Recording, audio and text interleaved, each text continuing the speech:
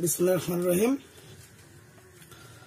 আজকে আমি আলোচনা করব পঞ্চম শ্রেণীর চতুর্থ অধ্যায় নিয়ে, যেখানে আছে গাণিতিক প্রতীক। আসলে গাণিতিক প্রতীকগুলোর মধ্যে যখন এই কথাগুলো আসে তখন কিন্তু সর্বপ্রথম উঠে আসে যে কোন কোন প্রতীক দ্বারা গণিত সম্পাদন করা হয়।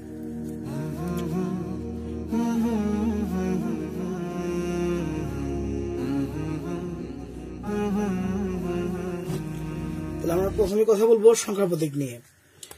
সংখ্যা প্রতীক অঙ্কের কিন্তু সংখ্যা প্রতীকটা কিন্তু মেইন, তাই না? যদি সংখ্যা প্রতীক না থাকে তাহলে কিন্তু আমরা যেমন বাংলা ভাষায় আমরা যদি জিজ্ঞাসা করি যে আমরা স্বরবর্ণ কয়টি, ব্যঞ্জন বর্ণ কয়টি, তাই না? বাংলা ভাষা যেমন আমরা স্বরেয় স্বরেয়া ক খ এগুলো ছাড়া যেমন লিখতে পারবো না, যেমন আমরা আরবি আলিফ বা তাস এগুলো ছাড়া লিখতে পারি না, ইংরেজি যেমন এবিসিডি ছাড়া লিখতে পারি না, সেরকম কিন্তু অঙ্কও কিন্তু আমরা এক ছাড়া লিখতে পারি না। তো মূলত আমরা যখন জানবো যে সংখ্যা প্রতীকগুলো কি কি, সংখ্যা প্রতীকগুলো আমরা জেনে নেব আসলে সংখ্যা প্রতীক কয়টি ও কি কি, এটা সম্পর্কে আমাদের আগে ভালো একটা ধারণা থাকতে হবে। তো সংখ্যা প্রতীক,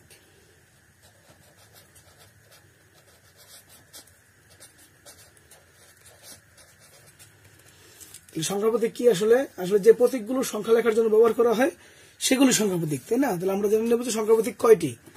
তো সংখ্যা প্রতীক হলো আমাদের 10টি। সংখ্যা প্রতীক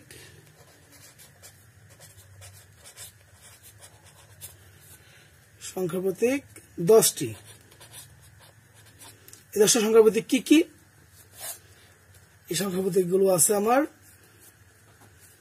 0, 1, 2, 3, 4, 5, 6, 7, 8, 9 এই পর্যন্ত হলো আমার সংখ্যা প্রতীক।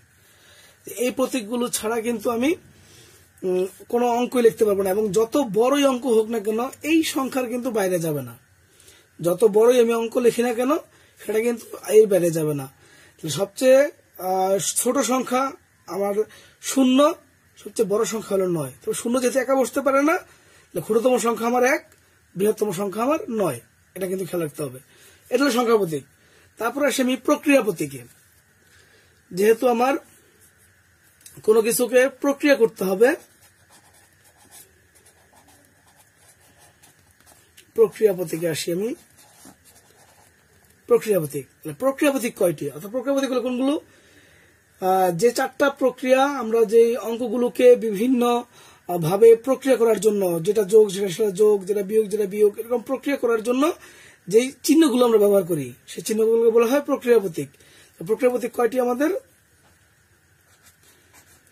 প্রক্রিয়া প্রতীক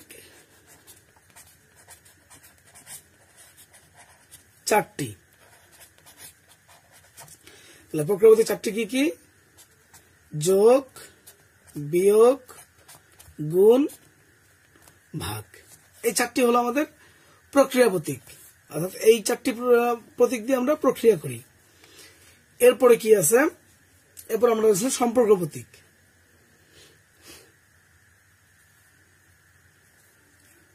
সম্পর্ক প্রতীক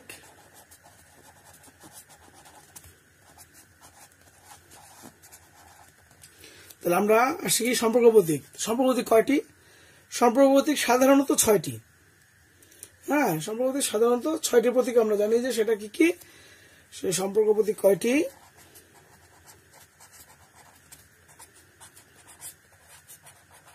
সম্পর্ক প্রতীক 6টি। তাহলে এই সম্পর্ক প্রতীক 6টি কি কি? সেটা হলো সমান, তারপরে আছে যেমন বড়, এরপর আছে ছোট, এরপর আছে কি সমান নয়, বড় নয়, ছোট নয়। আর এগুলো সম্পর্ক প্রতীকের মধ্যেও একটা প্রতীক আছে, সেগুলো এগুলো সম্পর্ক প্রতিস্থাপন করে, এগুলো বিপরীত সম্পর্ক প্রতীক। হ্যাঁ, এগুলো বিপরীত সম্পর্ক। তারপরে কিন্তু এটা পুরোটাই সম্পর্ক প্রতীক। এই জন্য যেহেতু এই প্রতীকগুলো দ্বারা সম্পর্ক স্থাপন করা হয়, তাই এগুলোকে বলা হয় সম্পর্ক প্রতীক। আর দুটা আছে, যেমন এগুলো ব্যবহার বেশিরভাগ হয় না বা ব্যবহৃত কমই হয়, যেমন ছোট হতে পারে, বড় হতে পারে, এরকম যে দুটা প্রতীক আছে।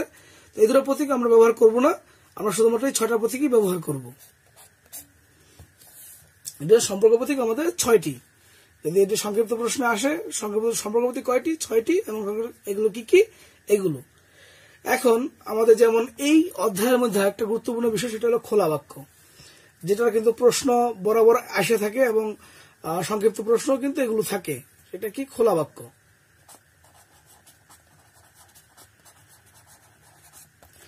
খোলা বাক্যটা কি? খোলা বাক্যটা হলো গিয়া যেমন কয়েকটা সূত্র অনুযায়ী বসাতে পারি, সেটা হলো গিয়া বিশেষ প্রতীক বা অক্ষর প্রতীক সম্বলিত বাক্যকে খোলা বাক্য বলে।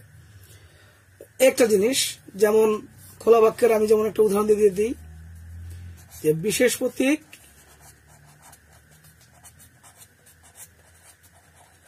বা অক্ষর প্রতীক সম্বলিত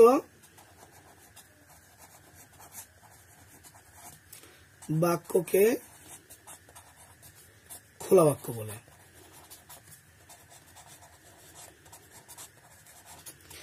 বিশেষ প্রতীক বা অক্ষর প্রতীক সম্বলিত বাক্য খোলা বাক্য বলে।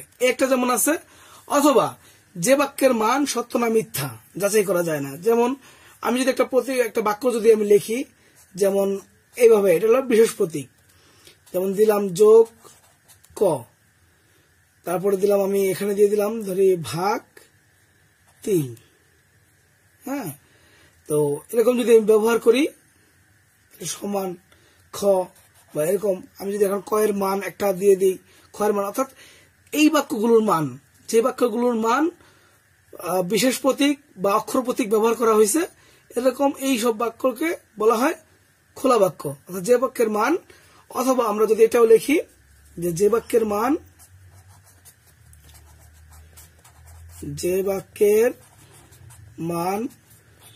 সত্য না মিথ্যা যাচাই করা যায় না,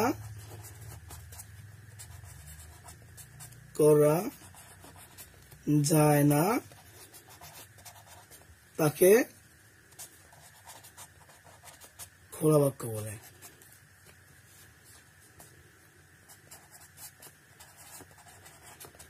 খোলা বাক্য বলে। অর্থাৎ যে বাক্যের মান, এ বাক্যের মান কি সত্য না মিথ্যা, আমি কোনটা কিছু যাচাই করতে পারতেছি না, তাই না? তাহলে যে বাক্যের মান সত্য না মিথ্যা যাচাই করা যায় না, তাকেও খোলা বাক্য বলে। এই সূত্রগুলো একই জিনিস। আরেকটা বাক্য আছে, সেটা হলো গিয়ে গাণিতিক বাক্য বা বন্ধ বাক্য যেটাকে বলে, তাই না? তাহলে আমরা সেটাতে যাই। যেমন আছে কি গাণিতিক বাক্য,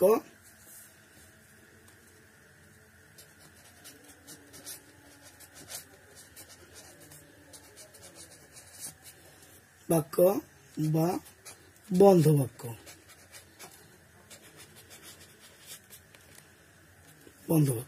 এখন বন্ধ বাক্য এটা কি আর গাণিতিক বাক্যটা কি? আসলে এটা যেটা একই জিনিস, যে যখন কোনো বাক্যের মান অথবা যে সব বাক্যে বিশেষ প্রতীক বা অক্ষর প্রতীক থাকে না। হ্যাঁ, যেমন আমি একটা সংখ্যা দেখাই দিলাম, যেমন 6/3 যোগ 2, হ্যাঁ, দিয়ে দিলাম আমি সমান, এখানে দিয়ে দিলাম আমি 90। এরকম যেসব বাক্যের মান সত্য না মিথ্যা যাচাই করা যায়, এখানে কি সমান চিহ্নটা সত্য না মিথ্যা, এই বাক্যটা কি সত্য না মিথ্যা এগুলো যাচাই করা যাবে, অর্থাৎ কোনো বিশেষ প্রতীক বা অক্ষর প্রতীক ব্যবহার করা হয় নাই। তাহলে আমরা কি করতে পারি, যে বাক্যের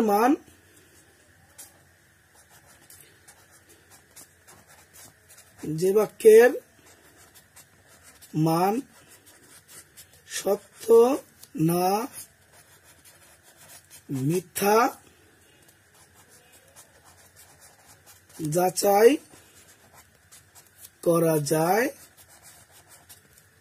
তাকে গাণিতিক বাক্য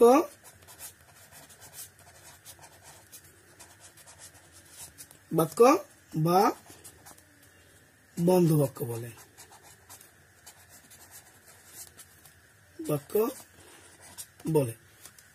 তো এই অধ্যায়ের এই জিনিসগুলো জানা খুবই প্রয়োজন। এই সম্পর্কিত যদি আমার ধারণা না থাকে তাহলে কিন্তু আমি এই অধ্যায়ের অঙ্কগুলো কিন্তু করতে পারবো না। এই অধ্যায়গুলো অঙ্কগুলো করার জন্য এটা খুবই খুবই ইম্পর্টেন্ট। তো আমি এই পরবর্তীতে এই অধ্যায়ের সব অঙ্কগুলো দেখিয়ে দিব। তো আমার পরের ভিডিওতে এই অধ্যায়ের সকল যে ইয়েগুলো আছে অঙ্কগুলো আমি পার্ট পার্ট দেখিয়ে দেবো। ধন্যবাদ সবাইকে।